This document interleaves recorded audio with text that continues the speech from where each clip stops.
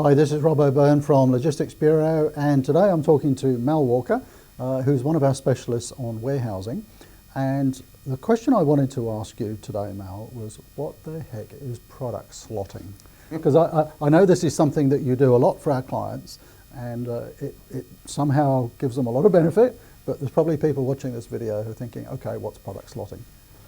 Very good question, Rob. And product slotting is possibly one of the last frontiers that last frontier. This is exciting warehousing, folks. Let's talk about this last frontier. Well, after a company has saved money doing lots of other things in a warehouse, they sometimes forget to look at where they're actually putting their product. Okay.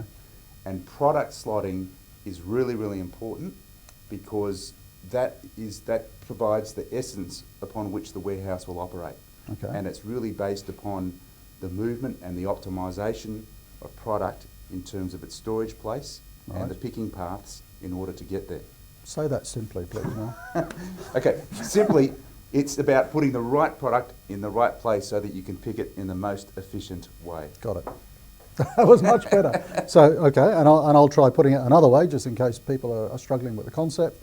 We've imagined the warehouse is a huge box, and we've got a dispatch on this side of the box. Our fast-moving products are going to be near the dispatch point, so we're not walking up and down so far to get them. And the slower-moving products will be at the back. Correct. Because we don't go there very often, and it's a long walk. That's good. Or drive, or whatever. All right. So does that apply in, I'm just thinking if that applies in retail stores. Do retail stores do it? Because if I go and buy milk, milk's a fast mover, isn't it? Milk, chicken, eggs. Why is the milk at the back of the store? Well, it's making me walk further, isn't it? They are, and retail stores go against the theory of optimisation. And they put the milk at the back of the store because when you're on your way to get it, you'll pick up a packet of biscuits, you'll pick up some rice, you'll pick up a chocolate. That makes sense. By the time you get your milk, your hands are full. So in a warehouse, we do product slotting to minimise the amount of movement. In a retail store, it doesn't matter because we, the shoppers, are the ones that are moving. That's so right.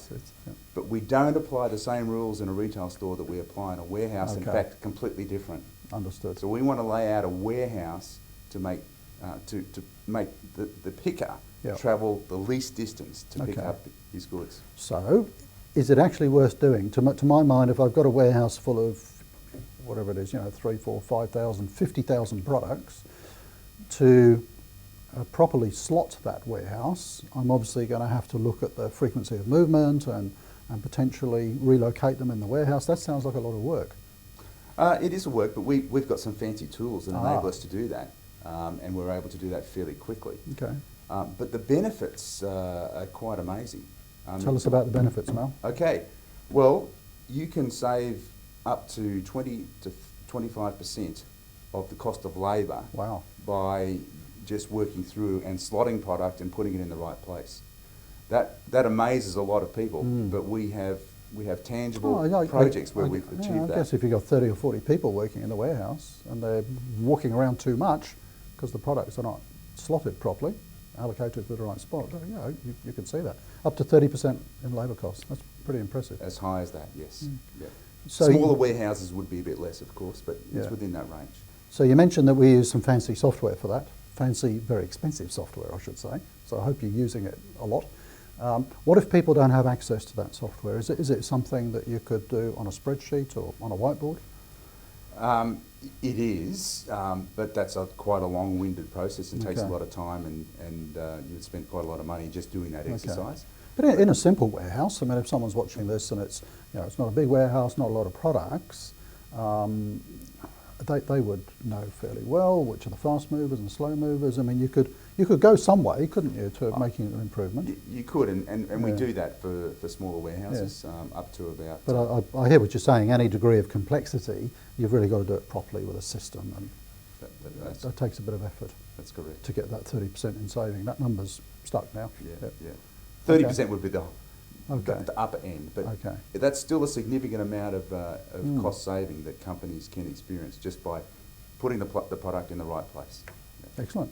Sounds like it's worth doing, doesn't it? So if you want to know more about that, if you want to read more about it, if you want to contact Mal, we'll put details down below the video or on the side. I'm not quite sure where this video is going. And thank you, Mal, for explaining what product slotting is. Okay, thank you.